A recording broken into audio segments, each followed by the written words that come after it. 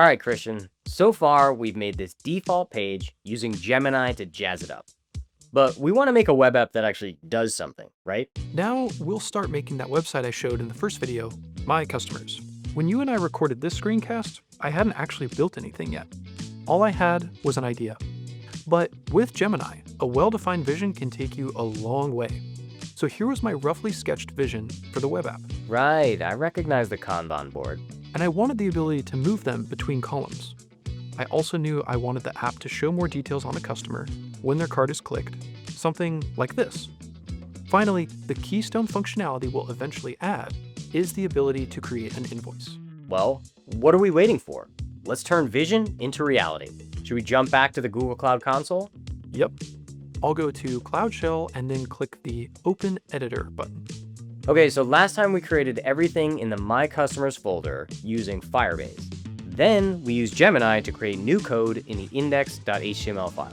Right, and here's what that page looks like. It's great that Gemini was able to make that, but it doesn't really do anything. It's all form and no function. Exactly, so let's change that.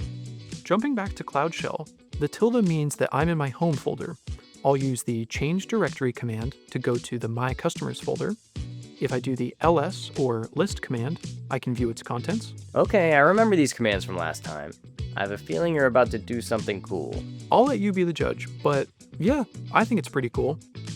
Because we're in Cloud Shell, I can just type Gemini, and voila, we're running Gemini CLI. Okay, visually, it's interesting, but what's the difference between using Gemini in the command line and going to the web app, gemini.google.com? Let's ask Gemini. Hi, Gemini. Please tell me about yourself. What are your capabilities? How are you different from the Gemini web app? It says it's a CLI agent, so it's not just a chatbot. It can read and write files, run shell commands, and interact with our development environment. Very cool. So we don't have to constantly go between Cloud Shell and the Gemini web app. This agent can do stuff for us directly in our project, almost like our own personal software engineer. Exactly, and the key to getting the most out of it is using effective guidance in our prompt. This is the prompt that I created, which should get us going. Wow, that is one heck of a prompt. It is pretty long. We'll dig into it in the self-guided lessons, and by the end of this course, you'll know how to make your own prompt like this. But simply put, I told the Gemini web app what I wanted to build and, crucially, who it was for, and it helped me create this prompt. Shall we give it a try? Sure. So we'll copy this whole prompt and paste it into the Gemini field in Cloud Shell? Yep, it's as easy as that.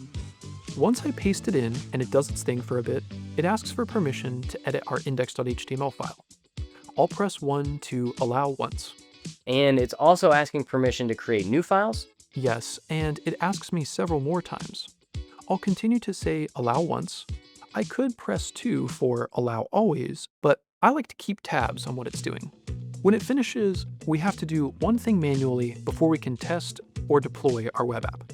I guess that's only fair, since Gemini just churned out hundreds of lines of code for us. So it's saying we have to configure Firebase a bit more. Yep, so again, we'll explain this in detail in the lessons and labs, but basically, Gemini created a file that links our application to the Firebase toolkit. We just need to fill in some placeholder code, so it actually works. I'll go to firebase.google.com to get the replacement code I need. And you're blurring out the API key because they're generally private and shouldn't be broadly shared. Yeah, you shouldn't share API keys online. So now that the correct info is present, I'll deploy the application. Okay, so do we type that in the Gemini field? Well, to keep it clean, I'm going to open a new terminal tab. Again, whenever that tilde appears alone, we know we're in the home folder.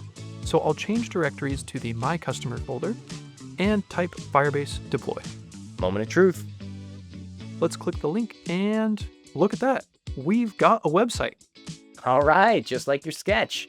We've got 3 columns, an add customer button. So what are we waiting for? Let's add some customers. Let's save that for the next video because there will be some problems that need fixing. Of course there will be. Stay tuned.